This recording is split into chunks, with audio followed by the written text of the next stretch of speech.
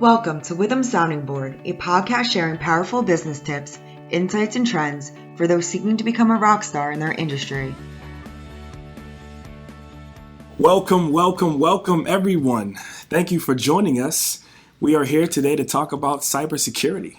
My name is Aaron Slaughter, and I'm a senior manager at Witham Smith & Brown. Today with us, we have Dave Dorsey.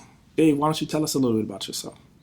Well, it's nice to be here, Aaron. Name is Dave Dorsey. I'm a partner in Witham Smith & Brown. I've been in this business for 36 years, and I'm having a great time, and I'm happy to be here. Excellent. So I'll just go ahead and get us started. The DOL's released some guidelines about a year ago.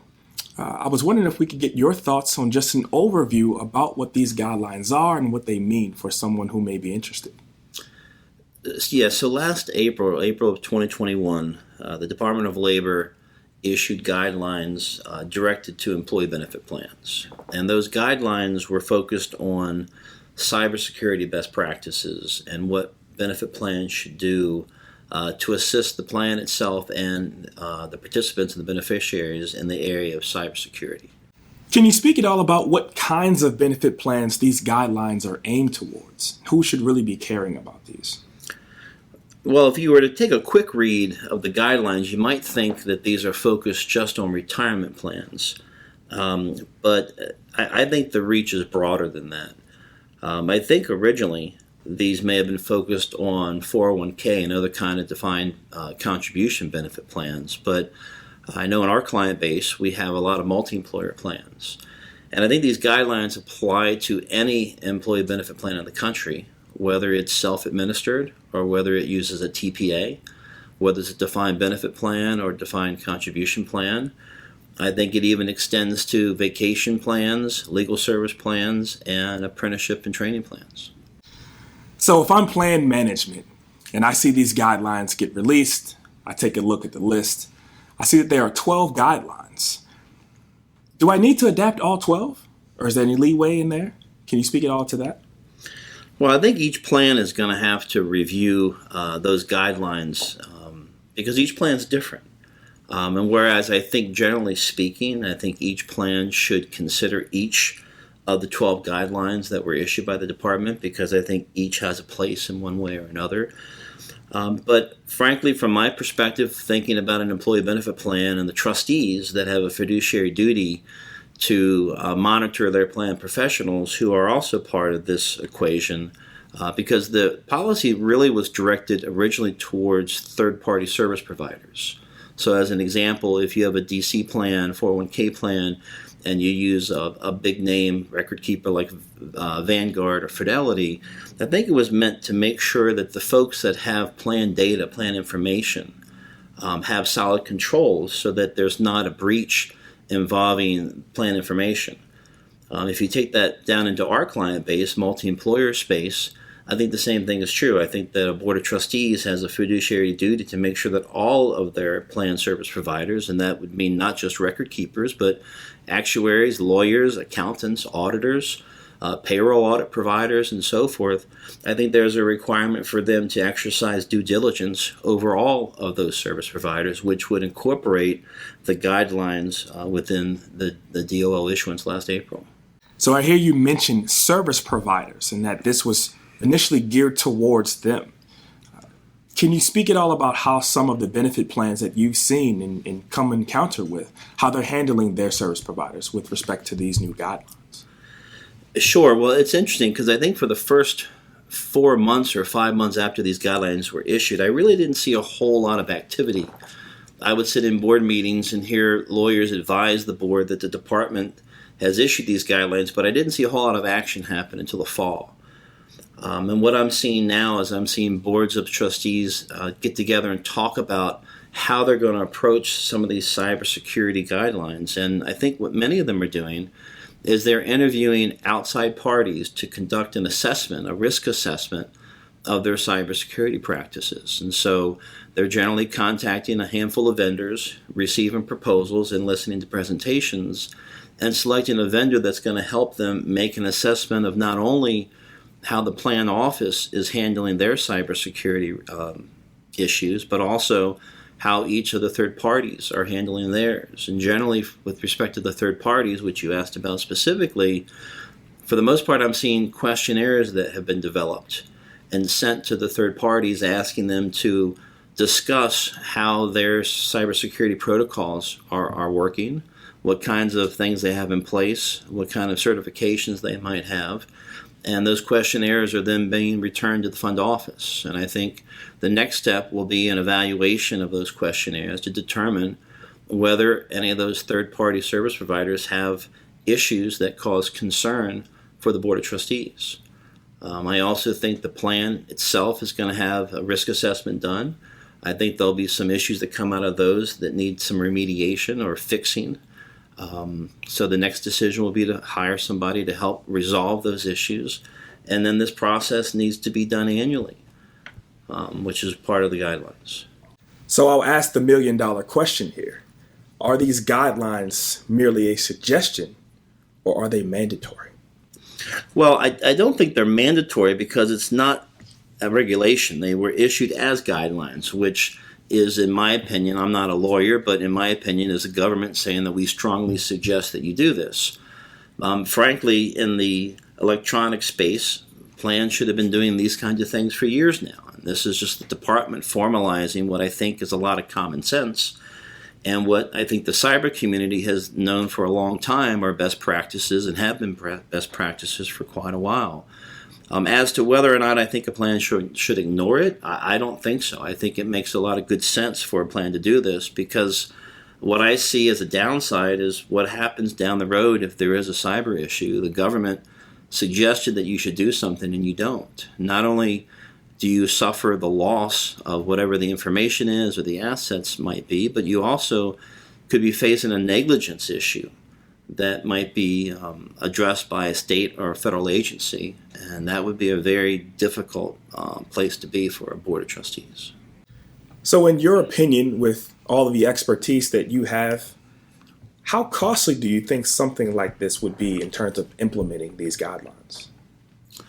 Well, the proposals that I'm seeing right now for the initial assessment of the plan itself and interactions with the third parties is, I would guess, for a small plan, maybe $20,000 to $50,000. For a large plan, it could be $100,000 plus to do that exercise.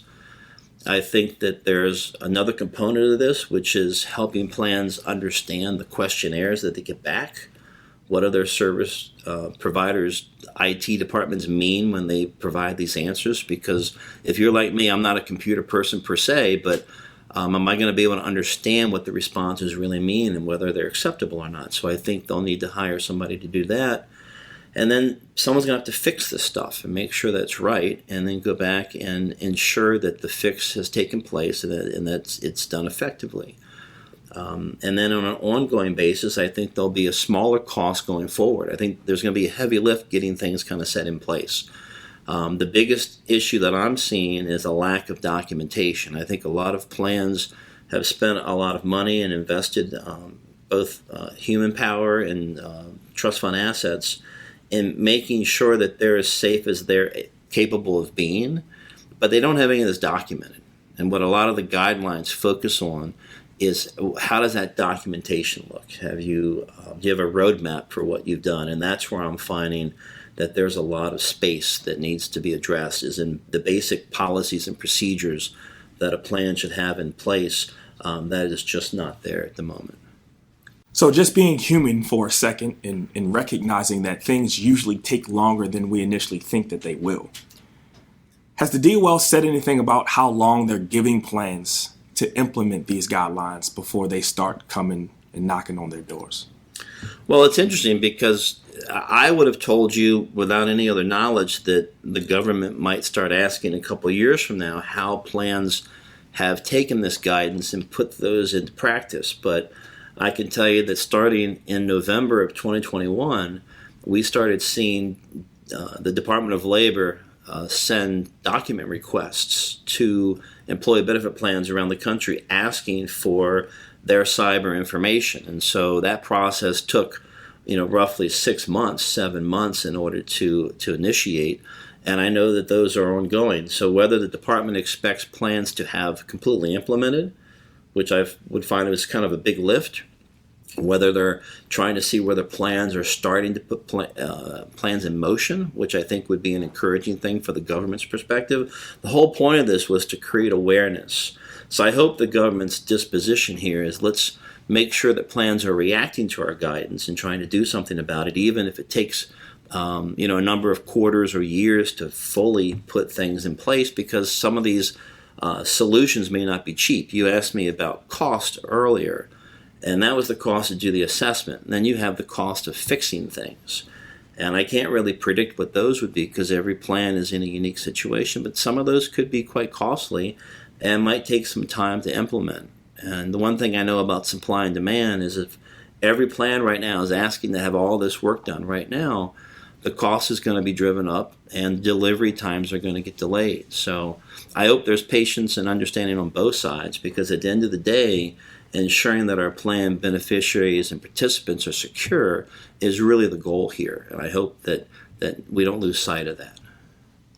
So if I'm a listener of today's podcast and I'm thinking about how my plan specifically transfers data and the security around that, do you have any suggestions for how we should go about transferring data? Should we use a secure site? Do we have any other safeguards in process? And can you speak at all to what you've seen, or even what our firm does? Well, I think whether a plan participant is asking this or whether a trustee is asking this, I think that there's a lot of questions that are floating out there. And I think that when it comes to transferring data, the days of sending everything via email, I hope, are gone, and that everyone is using more secure ways of doing it. Sending information that's encrypted is certainly the way to go now. Sending information that does not have PPI or PHI information embedded in it is certainly the right way to go. So I hope that organizations that are sending information scrub it first to make sure that we don't have a problem embedded in there to begin with.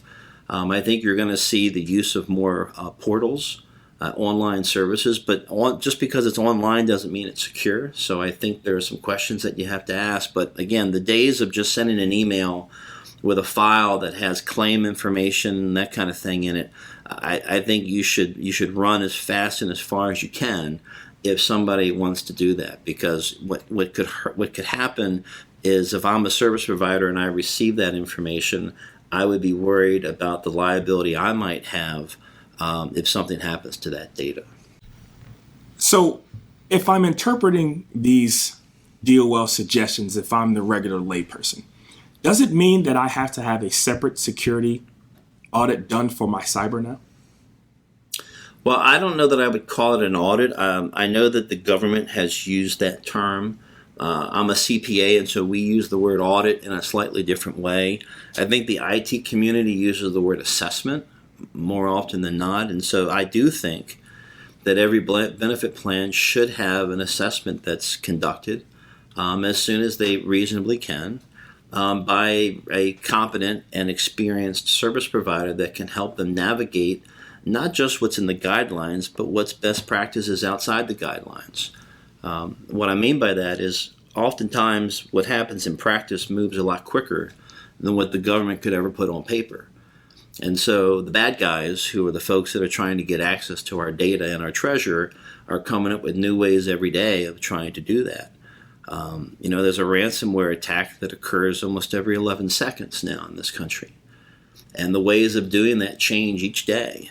And when there's information available on the dark web for people who wish to do this, we're fighting a broader combatant each and every time. So I think it's incumbent upon plans to not just meet these standards, but try to exceed these standards through keeping things current. And that could be as simple as making sure I have competent cyber assessments done, but also in other kinds of things. And what I mean by that is that many times I know organizations try to hold on to technology as long as they can. As an example, as long as that laptop can access the internet, then we're able to do our job. Everybody seems to be happy. But the problem is that in today's world, if that laptop is 8 years old and it's not being updated anymore with security features, then that laptop becomes a vulnerability, and it can be an access point for a bad actor to come in. And whereas there's certainly a fiduciary balancing act to be done here in terms of spending plan assets, I think we're going to start to see equipment retired quicker as we're trying to focus on security enhancements being available more and more often. So with the focus of information and data and documents all now shifting towards more electronic, has that changed the record retention laws and requirements that plans face every day? Well, as far as I can recall, there's nothing that's changed the record retention rules that are covered under ERISA, which are still 7 years. So I don't think that particular thing has changed. Now, the way that records are maintained, that has clearly changed from where we used to keep things in file cabinets and boxes to where we're keeping things on hard drives and stored in the cloud. So I think that aspect has certainly changed. And I would expect to see more and more organizations moving from on-site storage to cloud-type storage. Again, just using cloud storage isn't an answer in and of itself. It has to be the right kind of cloud storage. But I do see that changing dynamic, moving from the paper world to the digital world. So humor me for a second, Dave. If my plan has been selected by the DOL for an audit, how worried should I be? Well, I wish I could answer that with some degree of knowledge, Aaron. Plans are being asked by the department now to provide documentation. I don't know what the reaction is going to be. It would be my hope that the government would take a position that our desire here was to move plans into a direction which makes things safer. And as long as folks are trying to do that in a way that's reasonable and not delayed, and we don't see folks that are putting their heads in the sand and trying to avoid it, I would hope that the government would encourage that and not discourage it. But for a lot of plans, this is a heavy lift. This is moving from a world where they were primarily paper to a world where they're now doing things electronically. We are just getting through, I hope, this whole COVID pandemic period where plans had to shift or pivot, I guess is the buzzword these days, really quickly to moving from paper to electronic. And did they make that shift in the best possible way, knowing it had to be done quickly? So I think this is a great time to reevaluate some of the practices we have within our plans. I think it's a great time to talk about how we should do things differently going forward. And importantly, make sure that we're doing our level best to ensure that bad actors can't get access into our systems. And so I think the days of having a penetration tester who does work for a benefit plan on an annual basis is something we're going to start to see more and more of, because that's a way of ensuring that we're at least making an effort to keep our plans safe. And in this business, we may not be able to prevent a loss, but we also don't want to be accused of being negligent because we didn't do the things that we could have done. So I think pen testing, risk assessments, I think most everything you see in these guidelines will start to become common practice, and it's a good idea. Frankly, it's overdue. So I think that's a good thing. Now, there's only so many professionals that do this, so I think it will take some time to implement across the board. Wow. Well, that was amazing. And I really just want to take a second just to say thank you, Dave, for being here with us and all of your insightful answers.